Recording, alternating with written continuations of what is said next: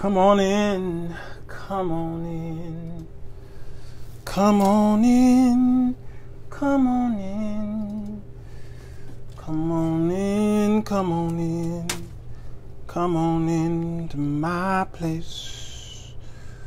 Come on in, come on to my place. Yeah. Hey y'all, let's talk about this epidemic, so-called. Come on in, come on in, come on into my place. Hello everybody, Sirwalterj Jones Show. I'm he. It is the Midday Connection. Baby, how y'all is? Come on in, the water is fine. I want to talk about this at the 5 o'clock hour. Many of you at this particular time is, well, you're on your way home from work. And some of you can't see this just now. You'll watch it later. I figured I'd get this out the way because it's something that has caused some issues here. I'm going to back this up a little bit because I think my head is a little big. Okay, let me see if I can back that up a little bit. I have to look at the screen here and make sure because I'm cutting off my head there. And I think I can look at the screen here. Go ahead, tag a friend, tag a neighbor, tag a cop. Anyway, I'm looking at it. It's still not bad. I put on my post today about 70% of black women, African American women, at 7 to 10 have HIV positive in Fulton County of Georgia. We know those of our friends and family. Some of us here in whatever cities you live in America know somebody in Georgia, in the Atlanta, the greater Atlanta area, okay? You know somebody there, and some of you know someone who probably is HIV positive, whether it's male or female. But there's an epidemic, it appears, there, and I want to be able to talk about this thing and maybe debunk some things that you've been hearing. Dr. Jackson Gates, I think his name is Dr. Jackson L. Gates, I think he's out of Georgia, put up a video. The video is only about a good 7-8 seconds long. It's not, it's really not long at all. It's less than 30 seconds, and he just talked about, he heard on a public radio program that the statistics of black women being diagnosed with HIV is staggering, and he's talked about encouraged you to get tested. He did say in the video, we got to give him some credit, he says, I don't know if this is true or false. And then he went on with the narrative of getting tested. The issue here is that when you proclaim or you say that you heard from a site, when you cite a site, and if you are someone who people look to as an authority on a particular subject, especially if you're wearing a white coat with degrees on the wall, you probably need to do the homework before you stir up this type of fear in people. I'm sorry, the phone, I'm using my phone and the phone rang. And I guess it's 5 o'clock, and so I guess people will be calling and see. And it's got to be a way that you could, you know, kind of stop that from doing that on the iPhone. Somebody will inbox me on how to stop the iPhone from ringing while you're doing a Facebook Live. Yeah. Anyway, so the brother in the white coat, it's just like Donald Trump, who will say something to his people, his voters. He'll say, don't listen to the media. It's fake media. And he puts them on the chopping block, and then whatever he says, of course, there are a few millions of people will listen to him, every word, every whim. And there you have it, because he is they look to him as an authoritative figure on whatever he's talking about. So I put the post up just to stir up some controversy, as I do, because it prepares me for my Monday night shows. Y'all got me pegged by now, surely. And so I put up these posts so that you could get the conversation going, stir up some controversy, and then it gives me ammunition to talk about the show. When I saw it, I says that number is high.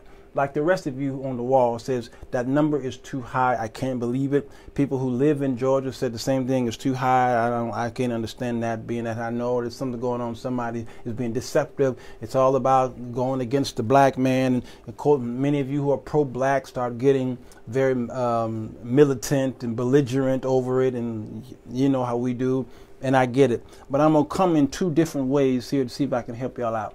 Set your perimeters, Sherry says, setting them, do not disturb. Sherry, now if I do this, if I set my perimeters to do not disturb, can I still go online though?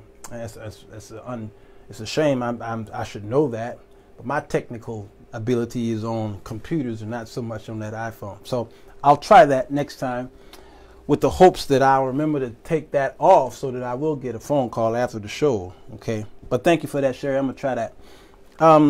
Let's first educate ourselves on the wall here. You're gonna see stuff here. It just some stuff you look at says, okay, what is he up to? What I'm up to, what I usually do is up to this. All right.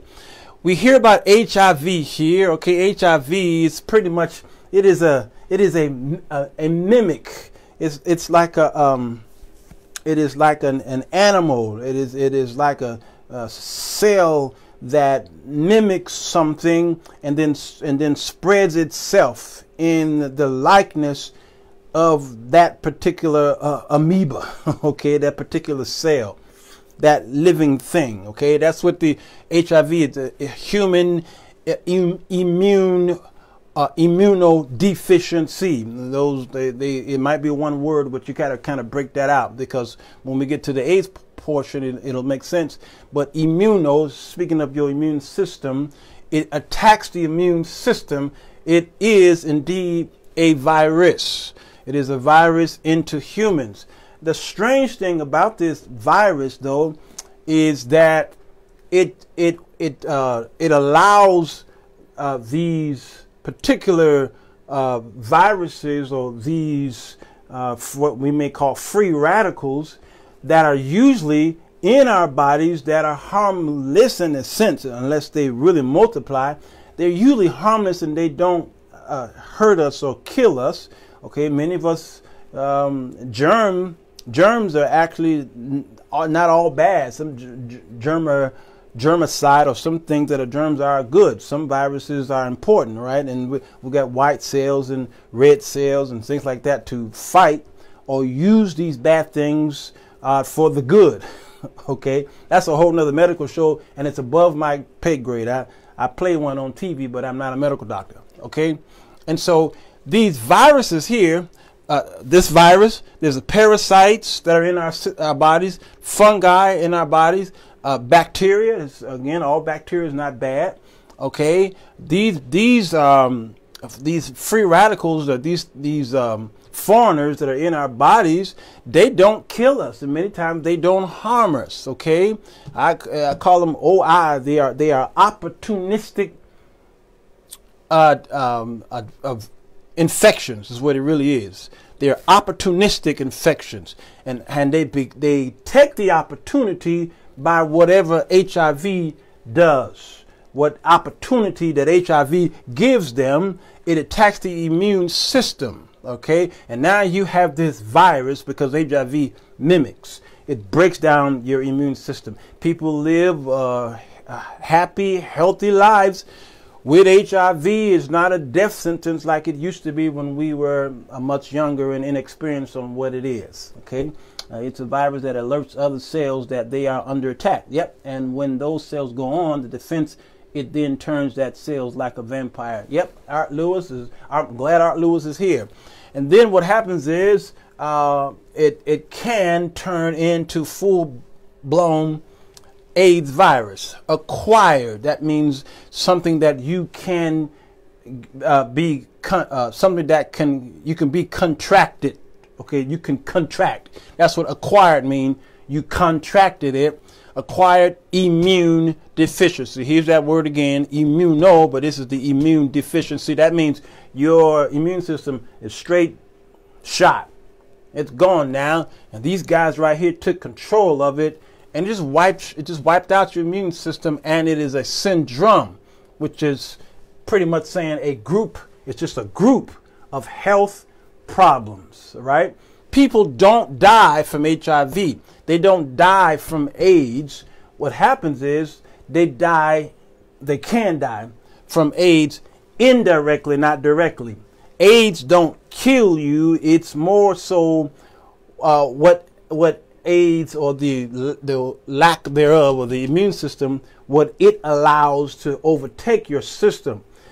What did that? Well, AIDS broke the system down, and then the system allowed all these other things to attack. All right. So, do AIDS kill? Not really, but yes, it does, because indirectly it opened the door to allow all of these strangers to come in. Okay.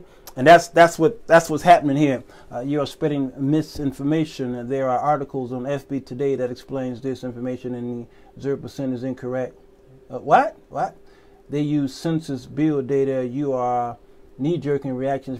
What does Cardinal Davis says? I haven't even spread any information yet. I just said that I'm giving a definition of what AIDS and HIV said. I haven't even talked about the black women issue in Georgia. So can somebody tell me what Cardinal Davis is talking about? I haven't even given any percentage yet. Okay, that's probably because somebody can't read. My title says, is it true or is it false? Are y'all there with me? Apparently Cardinal Davis is not. Okay, so that's what AIDS and HIV is. Got that? Okay. Now, how can you contract AIDS or HIV? Through 5 sources: breast milk, blood, vaginal fluids, anal fluids, and needles. These are the 5 ways.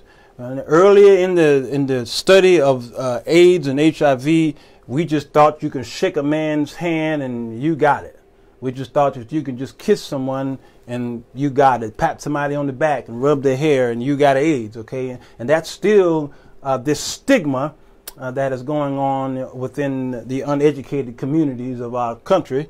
But these are ways for you to contract or transmit. And there's 2 different. See, there's a difference between contracting AIDS and transmitting AIDS. And the biggest group of people who have the AIDS virus are bisexual men. Bisexual men. And especially those what we may call bottom dwellers. Yeah, I know. For those of you who are Christian and who are deep, you may not understand the language of those who are in the homosexual community, but they have those who are on bottom and those who are at the top. Those who are at the bottom contract. Those who are at the top transmit it. All right. And that's why bisexual men are the highest among many of them. Those who contract this virus. Now, where do we get the answer, and how do we debunk the 70% of women? Well, you go to this website here. It's really easy to find. Many of you are on the wall fighting and talking about shame on y'all for spreading these false and these lies and what have you, but you don't give us the resources on where we can go. Well, I'm going to give you a resource to kind of help you, if that's okay. All right. Go to aidsvu.org, aidsvu.org, or you can go to the CDC, the Center for Disease Control. It's so easy to do it on your phone. All right. And it gives you a statistics and the breakdown of your particular city, where you live geographically. Where is the epidemic of AIDS and HIV? 4,330,000, let's see, I think it's 4,333,441 people. This is the demographics of Atlanta, Georgia. All right. Blacks make up 34.6% of the population. Outside of whites make up 46. So it's getting there. A lot of black folks are moving to Atlanta, Georgia. All right. But let me show y'all the statistics. It says the estimated HIV prevalence ratio by race. Now, when you look at studies are usually 2 years behind. Get that. If somebody posts a study on the wall, on your wall or wherever in the comment section, and it is 2 years back, don't say that's an old study. It's still a current study. again, wherever you are, whatever time you're listening to this show, usually a study that you find on Google is always, mostly that is, 2 years behind. Get it? Which means they had not done a current study just yet. So we go by that particular study. The rate of black males living with HIV diagnosed is 4.8 times than that of a white man. All right, so almost for every one white man, 5 black men could possibly be diagnosed with HIV. Watch the women, though. The rate of black females living with an HIV diagnosis is 14.7 times the white females. That's right. One white woman, almost 15 times black women. That's huge. The CDC talked about how those who are infected are going down considerably since 2012 and 13 and 2010, I believe it is. The rate of those infected kept going down, down, and down, which was encouraging to many of us.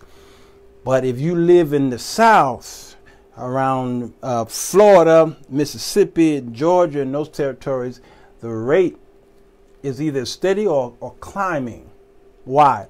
More African Americans, women especially, well, mostly men, we'll talk about that in a minute, but to talk about women, since this was the post today, more black, if you put a white woman who is having sex with multiple partners, and you take a black woman who's having sex, the black woman will more likely to contract AIDS quicker than a white woman. They said even if a white woman is having multiple sex with others, and the black woman may have 1 or 2 partners, that's it, she's still, the likelihood of her catching the disease is 15 times higher. Why? Because there's more AIDS or HIV in her community. All right. So when you're around something the most, of course, you stay around the fire, you're going to get bit. So it's not so much that there's something in the white woman's body that's keeping her from contracting AIDS. All right. It's not like some of the other diseases that black people receive, but it's more of education and surroundings and environment. And black women, of course, are around more of their people, and more of their people are in an environment of HIV. So that's why the numbers are high, and it's staggering. Estimated percent of AIDS diagnosed within 3 months. Let me go down to a 5-year combined estimated percentage. Male to male sexual contact. It's homosexual men, 68%. It's 68%. Heterosexual contact is 48.2%. Okay? And you can go to the website yourself, but it'll give you the bar and the men and then the women down here. And you will notice that the women, the men, of course, it's much higher. So my question is, how could this study be correct by the good doctor? How could it possibly be that 70% of African American women have HIV in Fulton County when the statistics show that male on male or bisexual men have the highest rate of HIV than in anybody? American Indian, Asian, Hispanic, multiple race or other. How is it possible that that number says that more black women than black men? I think that when the doctor was listening to the show, he didn't hear the proper words about the study. Thank you so much for educating us. We will need to take action and know our status. Also being honest with the individuals we are sexually active with. Yes, let's talk about sex. HIV, AIDS, thank you, Lady Rochelle, changed how healthcare workers view patients during any treatment, procedure, or surgery. Something called universal precautions. That's treating everyone as if they may have the virus. People should treat their sexual partners the same unless they are in an HIV negative monogamous relationship. Lady Rochelle and Beatrice pretty much say, talk about it, discuss it. You should. And some have gone as far as say, show me your test results. It's just the way it is. When I got married in 1989, it was mandatory in the state of Illinois that engaged couples had to take an AIDS test. But I think I know why, because it was such a big scare. As it was kind of 10 years, and we were still trying to study it and try to figure it out. They didn't have the breakthrough in the medicine today. In '99, we still didn't hear. I think what is his name? The ball player Magic Johnson had not even come out about contracting AIDS, because he didn't know then probably. But again, this was 1989. I think he came out and did his news conference around what, 91, 92, or somewhere around there. All right, so it still was early. We still were studying it, and so the state required it. Once the state got educated on it, and I think other proponents happened here where they didn't make it mandatory. Have they treated all the women to get their percentage? Right, Keith Keisel. And here's the thing. So that 70% make black people wonder, who did the study? Who did they study? How did they get this percentage and all this again? I get it. But I'm going to say something about that in a minute, because I can, and it's my show. It's my party. And yeah, you would cry too if it happened to you. All right. This website here talked about it isn't required in 19 states to teach teens about condoms. It isn't required. There are states that are called abstinence only states. Abstinence only states. They're not required to teach. When we came up, it was sex education.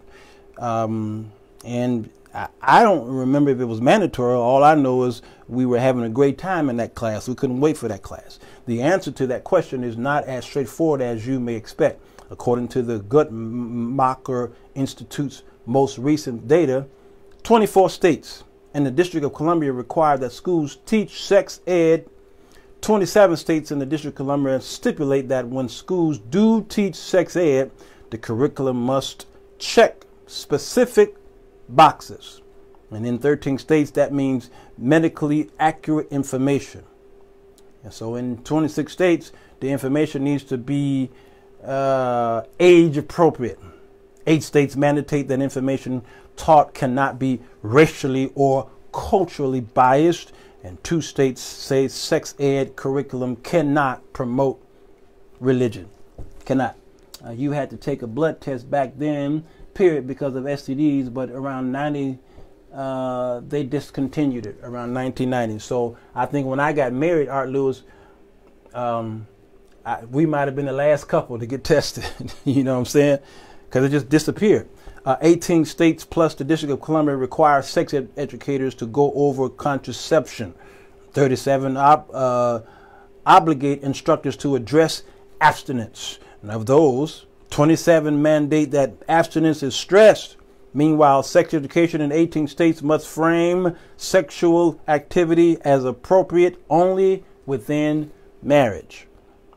To pin down the exact numbers of states that require abstinence only sex education, he says, I asked Elizabeth Nash, senior states issuer manager at this institute, to unpack some of the numbers.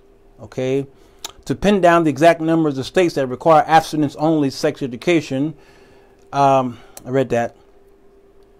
What we're talking about here are states that emphasize abstinence as the only means of avoiding pregnancy and STIs. If STIs get addressed in the program at all, as the Sexual Information and Education Council of the United States demonstrates with this useful synopsis, abstinence-only programs do not always adhere to medical fact. And some states mandate only sound information to provide to students, while others use scare tactics and lies. For example, you can contract HIV by touching the skin of another person who has it. Condoms are ineffective in guarding against the HPV. False and false, it's saying. Some curricula may teach students about drug and alcohol use, part of healthy decision making, and it promotes risky sexual behavior. And many will perpetuate gender narratives that paint women and prey responsible for fending off advances from inherently predatory men, and reject the idea of any sex that isn't heterosexual and confined to a marital context. So many paint sex as an activity that actively degrades a person's sense of self-worth and leaves them feeling wounded. And this is especially true if that person happens to be a girl.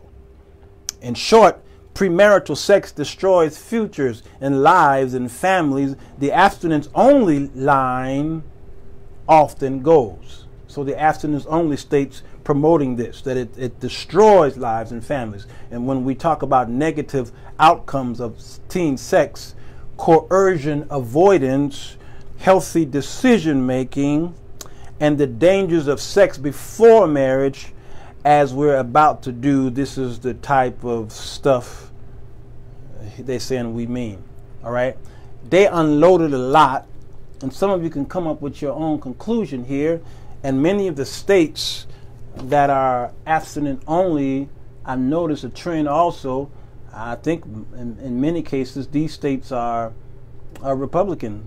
They are pretty much based off of Republican ran states. Where is it? If you see where is it? At Arkansas, Florida, Georgia, Indiana, Kentucky, Louisiana, Michigan, Minnesota, Mississippi, Missouri, Montana, North Dakota, Ohio, Oklahoma. If I'm not mistaken, I think a lot of these are Republican ran. Okay? So there's a trend there. Now, I would say this, for those of you who got upset to say that they were profiling African Americans in a negative light as it pertains to this whole thing with the HIV. Let me say to you, what would you prefer? Would you prefer the number be 40% African American instead of the 70%? Is that what you would prefer? Would it make you feel better if the number was 20% opposed to the 70%? Would you prefer? I mean, because really it is a weak argument to say, no, that number's too high. It is. Yeah, bless it to you, Daryl Anderson. This is a conversation we need to continue to have in the African American community, along with the continued increase in STD cases. Yes, this is bad. This thing right here, again, thank God for medicine and what have you, that people can live a healthy life through this. But unfortunately in the South, it is an epidemic for a few reasons. Number one, to go to clinics, the travel is too far. Many people don't have the transportation to get to these clinics, number one. Number two, there's a stigma. For those who are HIV positive, they don't want to talk about it, they don't want to discuss it. It's embarrassing to talk about it, okay? And so they stay secluded and live with this disease and find ways of coping with it. All right? That is a problem there as well, okay? The lack of education. the lack of communication with your partners, and then having so many sexual partners. And so the church stopped talking about the lifestyle of the believer.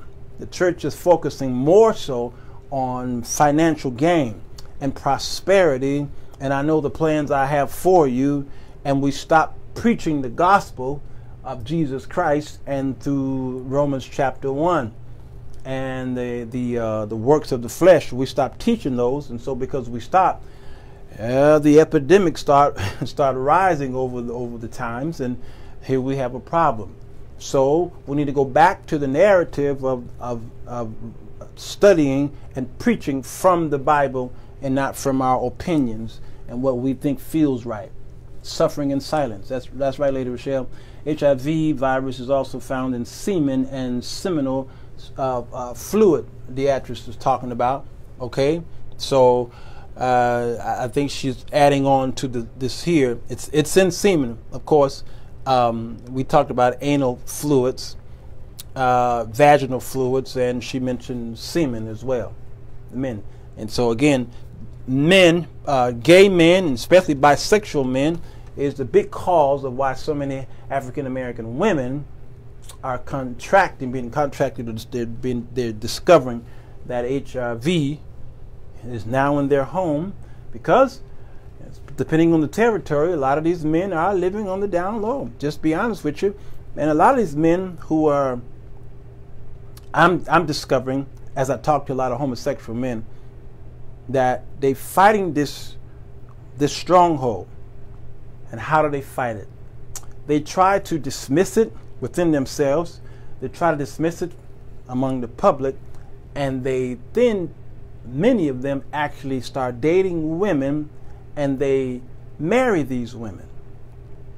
Now I'm talking about the homosexuals who were practicing, and then they might have stopped, and then they decide, nah, I'm done with it, still having this desire, still having this tendency, and then they decide to go on the heterosexual end and try to live a heterosexual life, but struggle and struggle and struggle within. In many cases, it's too late, because they have already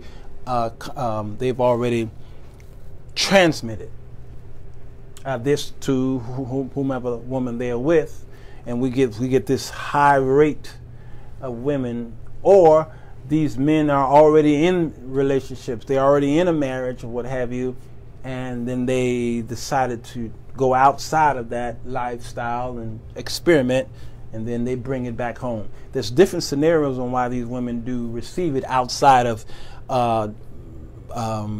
course, maybe blood transfusions or needles, okay, or even vaginal. There's just other ways. It needs to be talked about. Questions stands as to why. Why are saved folks still fornicating? Are folks still having unprotected sex in the 21st century? Felicia Nash, I think you know the answer to that. It's obvious. Well, we'll have to be kind and rewind. So yeah, this is an epidemic here, and unfortunately, this don't scare us. HIV and AIDS, Felicia, we're not afraid of it. We're not. So why not practice sex with a bunch of people? It doesn't scare us. It doesn't scare us away from sex, but the big thing is it don't scare us away from wearing protection. That's the big thing, Felicia. It don't scare us from sex. Okay, that's a problem. But it don't scare us from when we have sex to wear protection, because we don't know where this person been. And many of us have not gotten tested. Some have never been tested, and they've had various partners, and then they got married, and they never got tested for it. They never. All right. I've been tested a few times, especially during my promiscuous years. I knew I had to get tested because I did not want to infect. When I finally stopped, I didn't want to be infecting anybody, so I went and got tested for my own self-satisfaction, to know what's in my body. It makes no sense. You carrying this body around, wouldn't you want to know what you're carrying around, you would want to know. But again, because of the stigma behind it, a lot of men especially won't get tested. They just won't. And they think because they feel good, they're not having any aches and pains and things like that, any symptoms of the virus, they figured I must be fine because I don't have a test, but any symptoms, not realizing after doing the study that this thing can lie dormant in you for a long time. Some people don't care, Walter, but some do care, and in much so that we align our lives to that extent. I think this conversation is much needed within our community. Sherry Hagley, I'm glad you're here. You're right. Scott Kelly says, when most of us don't think we will live past the age of 21, young people, why wouldn't we just, yeah, ooh-wee, yeah. Yeah, Scott Kelly, that's it.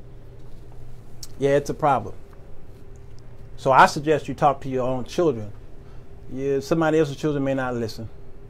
That's just the way of life. They're not gonna hear it, they're not gonna listen.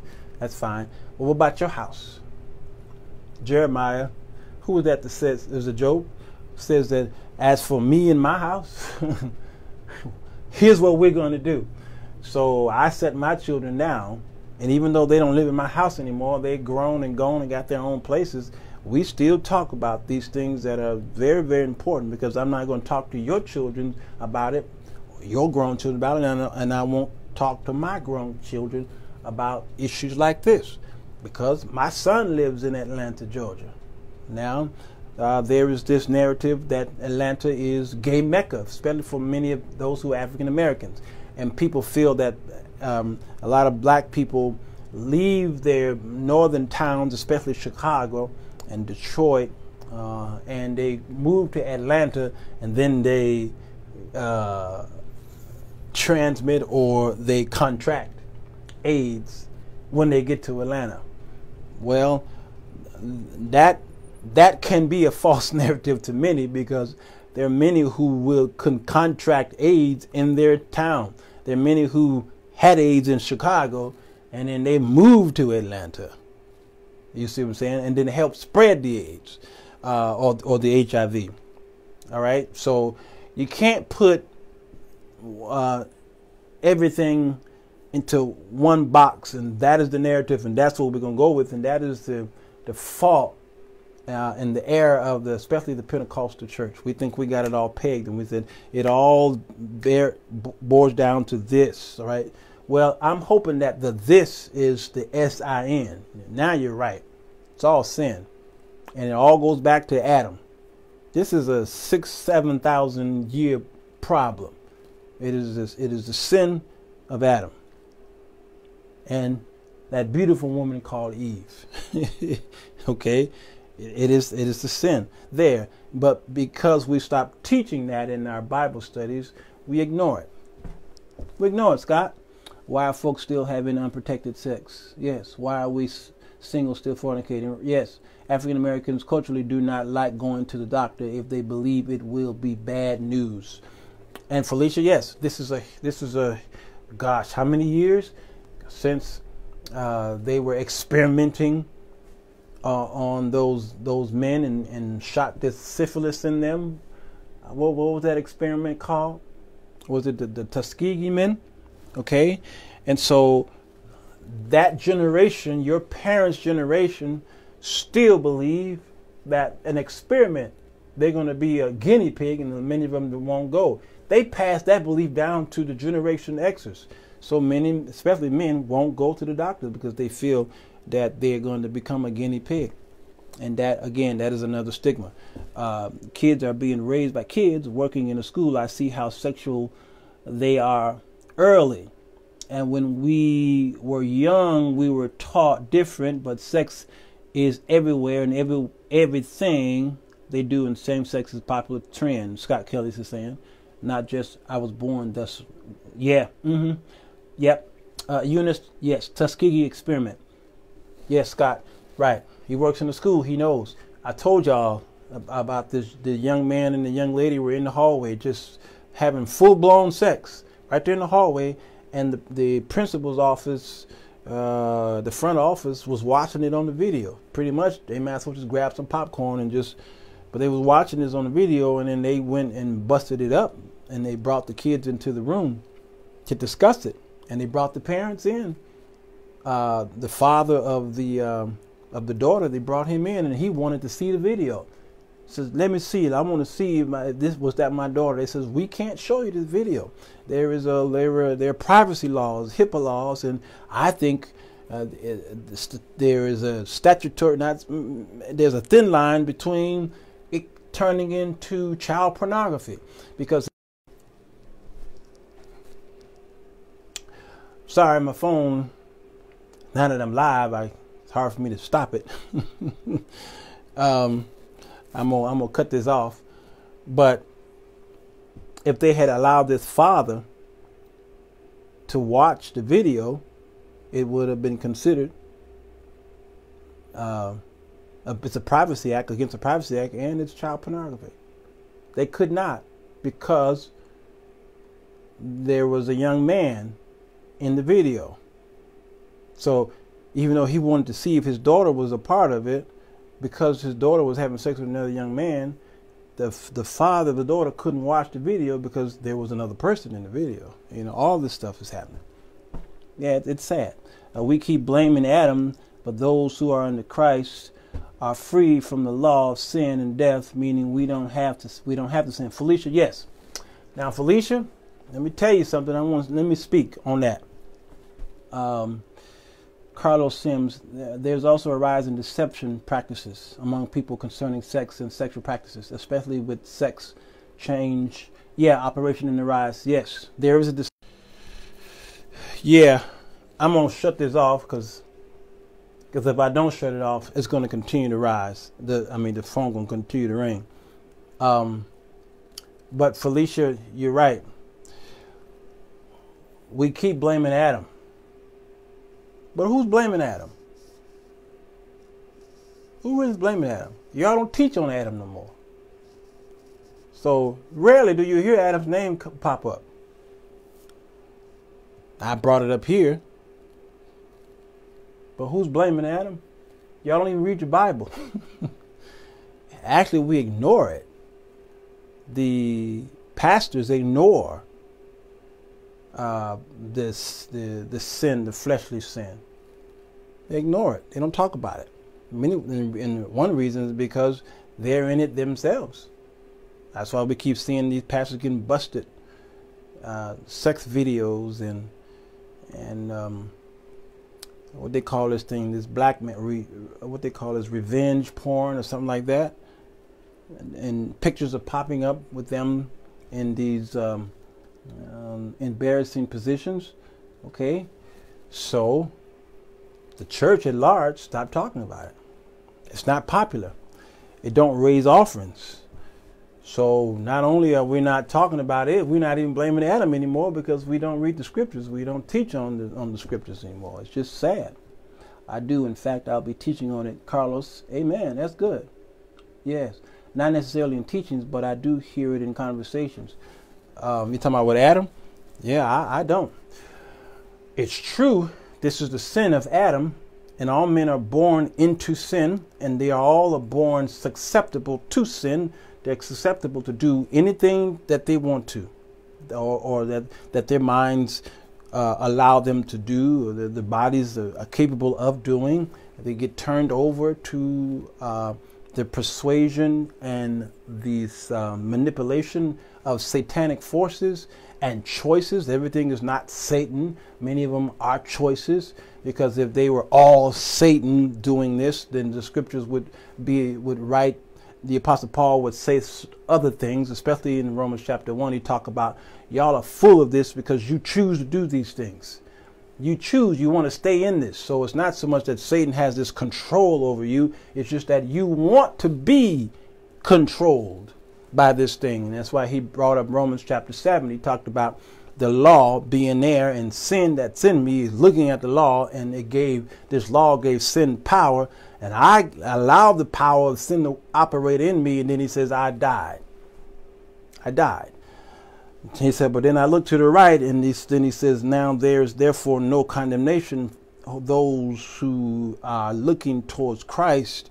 Well, y'all stop preaching Christ, and y'all kept preaching the law.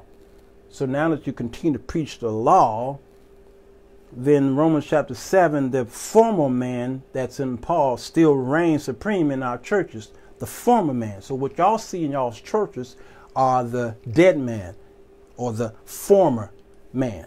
The scripture says, go back and do your first works when you first received him, but we stopped doing that. We do need to teach more on walking by our spirit nature versus the flesh. Felicia, now, yeah, Felicia, you better teach us with me. That's it. So we're looking at the dead thing, the law thing. A lot of the stuff y'all teach about in your, especially during offering times, I'm not going to go there. You teach on Old Testament law things. And so the dead things you're teaching on, and it's a fleshly thing. The Old Testament is about that which is natural, not spiritual. The spirit man in life is right behind you.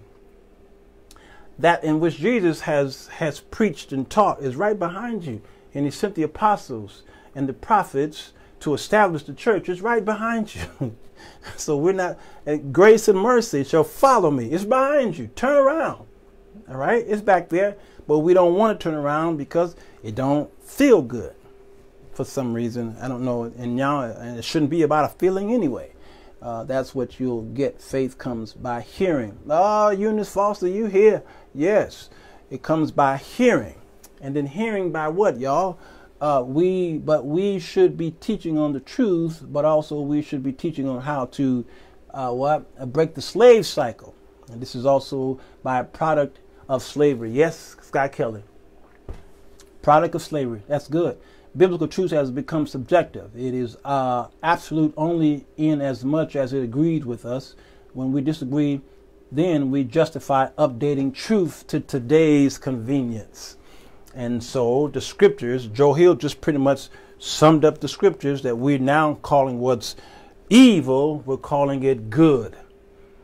And that which used to be good, it is now evil. And that's why you who are believers don't have a voice in America. If you were Muslim, you got a voice. If you are a part of the LGBT community, you have a voice. But you who are Christian, who make up this big population, you don't have a voice. This system has gotten weak. So your spiritual immune system, it's weak as well. And that's what's happening here. Many of you have spiritual AIDS. Your immune system in the spirit realm is weak. The flesh is warring or lusting after the spirit. So it gets weak, and you are a part of that syndrome. That's what's happening. So we talk about these people in the natural, but in the spirit realm, your immune system is shot. It's shot. Faith comes by continuously hearing the word. Yes, that's exactly it. All right. So we have a disease. And who contracted us with it? How was it transmitted? While men were asleep, the enemy came and sowed tares among the wheat. And so now we're trying to help each other and try to heal each other, but we can't because I'm sick too. So I'm coughing on you, trying to heal you of this Ebola virus, and you coughing and I'm coughing. So the scripture says you can't do it. It says that only the one who can do this, separate the wheat from the tares, is the Lord Jesus Christ. And he's going to have to do it in his time. Okay, that's the thing about it. He says, when the day of the Lord come, I'm going to separate the lambs from the goat, from the wolves. I'm going to do some separating. But meanwhile, while you're in the dungeon, now there is therefore no condemnation. Look towards Christ, as some of you suffer in your flesh, and some of you suffer with the system of the world. Some of you are beat down, and some of you are persecuted. But if you still got the full armor of God on, then you won't have to worry about what's beating you and the tricks of the devil, because you have an armor on, and that keeps you until the day of the Lord comes, when he comes and separate the wheat from the tare. You see, that is your motivation. Some of you who were in school for 4 and 5 and 6 years, what was your motivation of waking up every day and going to classes? Even if you did online classes, what was your motivation to turn in that stuff every day or every week?